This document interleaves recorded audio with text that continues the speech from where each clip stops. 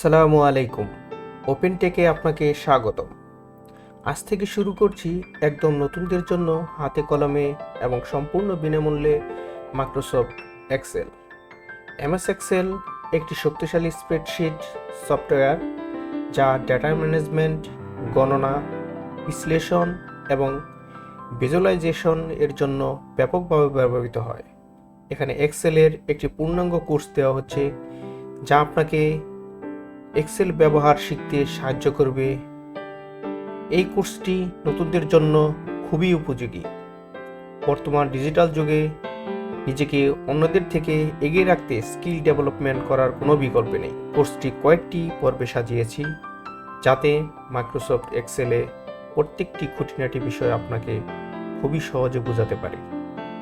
তো চলেন শুরু করি MS Excel. MS Excel full course tutorial for beginners in বাংলা পার্ট 1। আজকে আমরা কি কি বিষয় শিখব তার একটি তালিকা এখানে রয়েছে। MS Excel এর বেশ কিছু ভার্সন আছে, যেরকম 2007, 2010, 2013, 2019। আমরা যে এক্সেলটা শিখতে যাচ্ছি সেটা হচ্ছে আপডেট 2019। এখন আপনারা কিভাবে বুঝতে পারবেন যে আপনাদের ল্যাপটপ বা কম্পিউটারে MS Excel 2019 রয়েছে, সেটা দেখার জন্য প্রথমে আপনাদেরকে সার্চ বাটনে ক্লিক করতে হবে। আপনাদের কম্পিউটারে বা ল্যাপটপে মাইক্রোসফট এক্সেল 2019 রয়েছে কিনা, কারণ আমি যেহেতু 2019 এই ভার্সনটি ইউজ করব এবং কি এই ভার্সনটি শেখাবো, সেজন্য আপনাদের ফার্স্ট চেক করে নিতে হবে যে 2019 রয়েছে কিনা। যদি না থাকে তাহলে কোনো ল্যাপটপের দোকান বা কম্পিউটারের দোকান থেকে 2019 ইনস্টল করে নেবেন। তো চলেন চেক করি 2019 আছে কিনা। সেজন্য সার্চ বাটনে আমাদের ক্লিক করতে হবে। অ্যাপস লিখে সার্চ করলেই অ্যাপস অ্যান্ড ফিচার্স এই অপশনে ক্লিক করবেন। আপনাদের কম্পিউটারে যতগুলো অ্যাপস ইনস্টল করা আছে সবগুলো এখানে শো করবে। দেখেন এখানে আমাদের যে অপশনগুলো রয়েছে, এই যে এখানে পেয়ে যাবেন আপনারা 2019। যদি আপনাদের কাছে এই 2019 না থাকে তাহলে অবশ্যই ইনস্টল করে নেবেন। যেহেতু MS Excel এর বস হতে যাচ্ছেন, সেহেতু A to Z আমরা MS Excel শিখব। MS Excel ওপেন করার জন্য প্রথমে আপনাদের স্টার্ট বাটনে ক্লিক করে আমরা এখানে খুঁজবো যে MS Excel আছে কিনা। এই যে আমাদের এক্সেল, এখানে এক্সেল কার্সরে ডাবল ক্লিক করে দিলেই এক্সেলটা আমাদের মাঝে ওপেন হয়ে যাবে।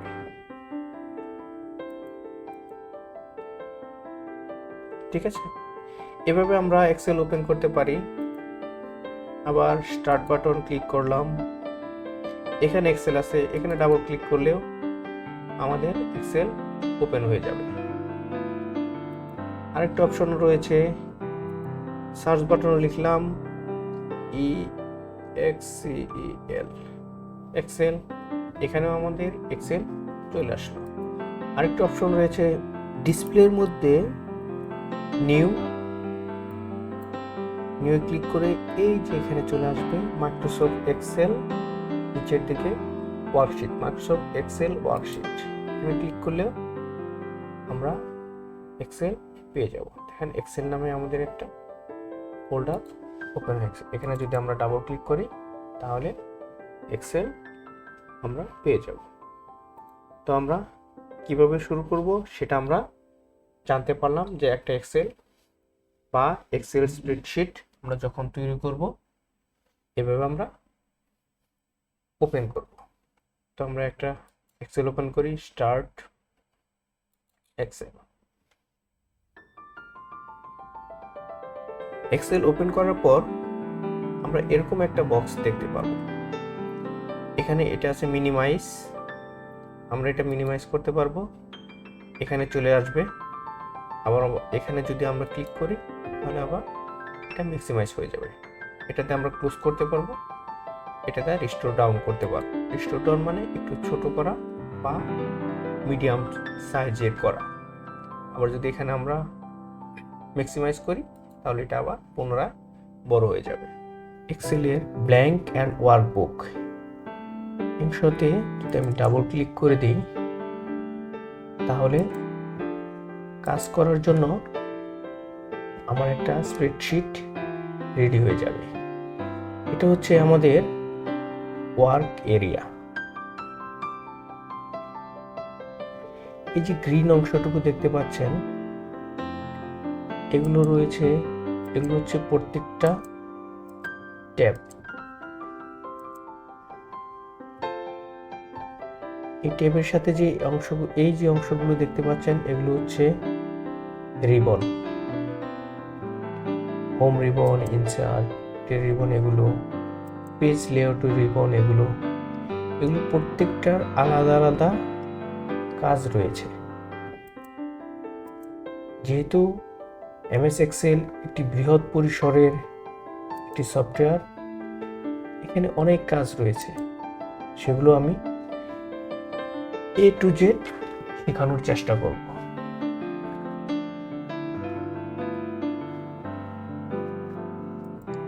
এই রিবনের মধ্যে এক একটা, এই বক্সের মধ্যে রয়েছে এগুলো এক একটা group.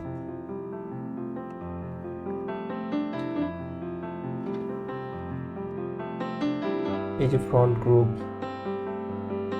Number group, style group, cell group, editing group, এরকম প্রত্যেকটা ট্যাবের মধ্যে আলাদা আলাদা গ্রুপ রয়েছে। এগুলো প্রত্যেকটার আলাদা আলাদা ওয়ার্ক, আলাদা আলাদা কাজ। তো সবগুলাই আমি দেখানোর চেষ্টা করব।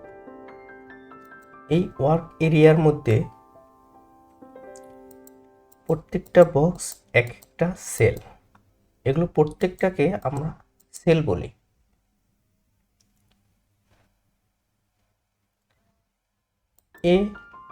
এটা হচ্ছে এ কলাম, এটা হচ্ছে বি কলাম, এটা হচ্ছে সি কলাম। এভাবে অসংখ্য কলাম রয়েছে। আমি সর্বশেষ কলামটা দেখতে চাই তাহলে আমাকে কি করতে হবে? কন্ট্রোল এরো রাইট বাটনে ক্লিক করলে লাস্ট কলামটা আমরা দেখতে পেলাম। আবার যদি কন্ট্রোল লেফট অ্যারোতে যদি আমরা ক্লিক করি তাহলে আবার শুরুতে চলে আসবে। তাহলে এখানে আমাদের প্রচুর কলাম রয়েছে। তাহলে আমরা এগুলোকে বলবো এ কলাম, এটাকে বলবো B column, C column, J column, K column, এবং এগুলোকে আমরা কলাম বলবো। আর এটা হচ্ছে রো, বাম থেকে ডান পর্যন্ত এটা হচ্ছে রো। এটা হলো 1 নাম্বার রো, এটা 2 নাম্বার রো, এটা 5 নাম্বার রো, এটা 10 নাম্বার রো। তাহলে আমরা এটাকে বলবো হচ্ছে কলাম আর এটাকে বলবো হচ্ছে রো। এখন এই যে সেল, এই সেলটার নাম কি? এই যে আমাদের যে নেম বার বা নেম বক্স, এটাকে বলা হয় B4। তার মানে বি এদিক থেকে, বি এ এদিক থেকে 4, B4। আমি এটাকে কি বলবো, H9। ঠিক আছে, এটা হচ্ছে আমাদের নেম বক্স, আর এটা হচ্ছে ফর্মুলা বার। আমি যদি এখানে কোনো কিছু লিখি, ওপেন টেক, তাহলে আমাদের ফর্মুলা বারে সেটা শো করবে। কন্ট্রোল ডাউন, অ্যারো কির ডাউনে যদি আপনি ক্লিক করেন তাহলে একবারে লাস্ট রোটা আপনি দেখতে পারবেন, এবং কন্ট্রোলের আপ বাটনে যদি আপনি ক্লিক করেন তাহলে আবার শুরুতে নিয়ে আসবে। যেহেতু আমাদের এক্সেলটা অনেক বিশাল বা ওয়ার্ক এরিয়াটা অনেক বিশাল, সেই কারণে এখানে অনেকগুলো সেল রাখা হয়েছে যাতে কাজগুলো সহজ হয়।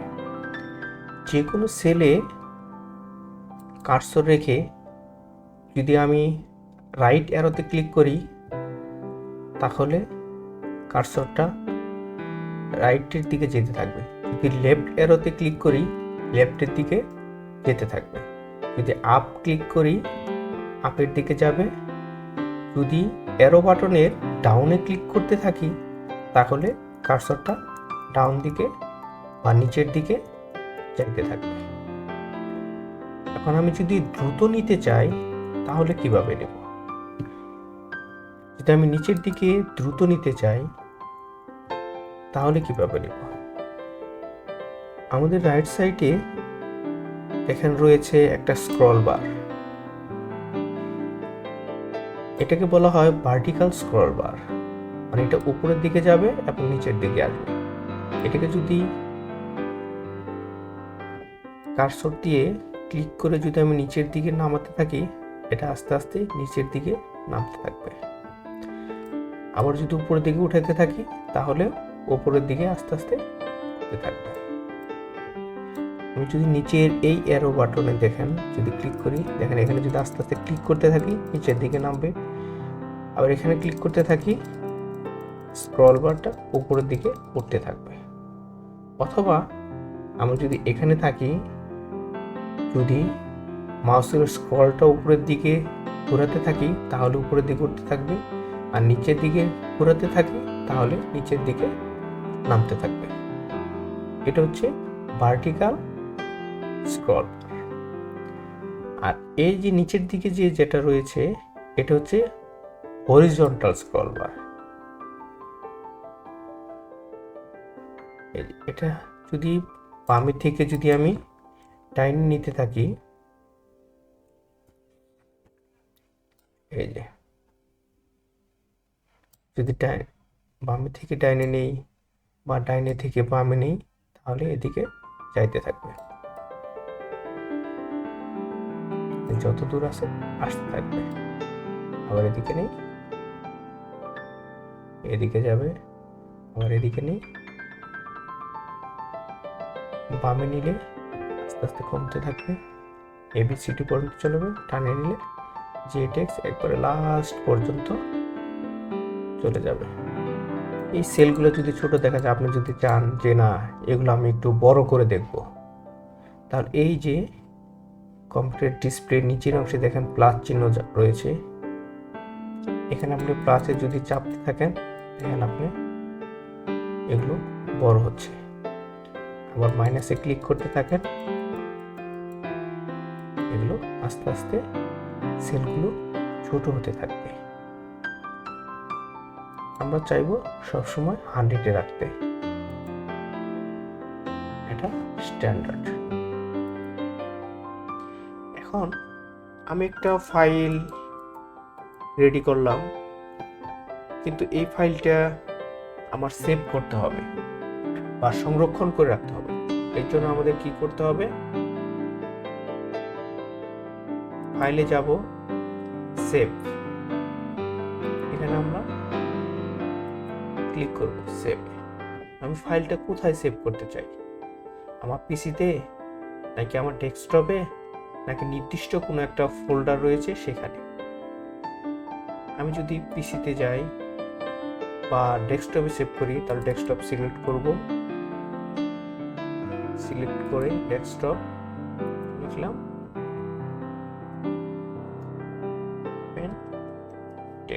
ওপেন টেক লিখে আমি সেভ করলাম। তাহলে কিন্তু এখানে আমার ফাইল নেমটা ওপেন টেক হয়ে গেল। ঠিক আছে, এখন আমি এই ফাইলটা আমি যদি ক্লোজ করে দেই বা অফ করে দেই, দেখি আবার ওপেন হয় কিনা। এই ফাইলটা আমি অফ করে দিলাম। ঠিক আছে, এই যে দেখেন আমাদের ফাইলটা এখানে সেভ হয়ে আছে, যেহেতু আমি ডেস্কটপ সিলেক্ট করেছিলাম। এখন দেখি যে আমার ফাইলটা কিভাবে আমরা ওপেন করব।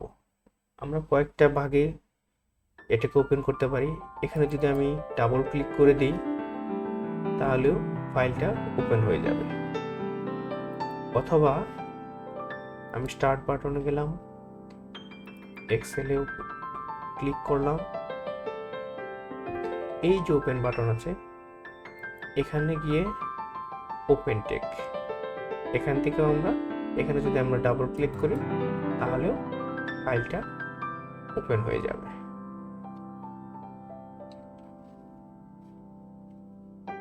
এখন আসি যে এই ফাইলটা আমি ডেস্কটপে সেভ করেছি, এই ফাইলটা এখন আমি আমার মাই কম্পিউটারে সেভ করব। এটা আমার ডেস্কটপেও থাকবে, এটা আমার মাই কম্পিউটারে থাকবে। সেক্ষেত্রে আমাকে একটা জিনিস করতে হবে, সেটা হচ্ছে ফাইল সেভ এস। যদি আমি ডেস্কটপে বা আমার পিসি থেকে সিলেক্ট করতে যাই, তাহলে দিস পিসিতে আমি ডি টাইপে রাখতে চাই। ডি টাইপে যদি রাখতে চাই, সরাসরি ওপেন টেকে আমি যদি সিলেক্ট করে সেভ দিতে চাই, হয়ে গেছে। তাহলে সেভ এস দিয়ে আমি ওপেন টেকে ক্লিক করে দেব, দেখি ফাইলটা রয়েছে কিনা।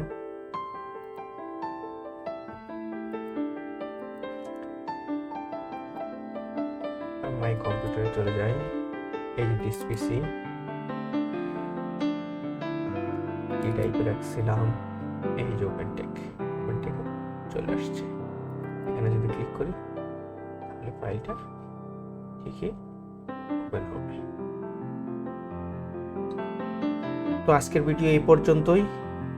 নেক্সট ভিডিওতে আরো ডিটেলস আমরা আলোচনা করব এবং আরো নতুন নতুন কিছু শিখব এক্সেল সম্পর্কে, যেহেতু আমরা এক্সেলের বস হতে চাই।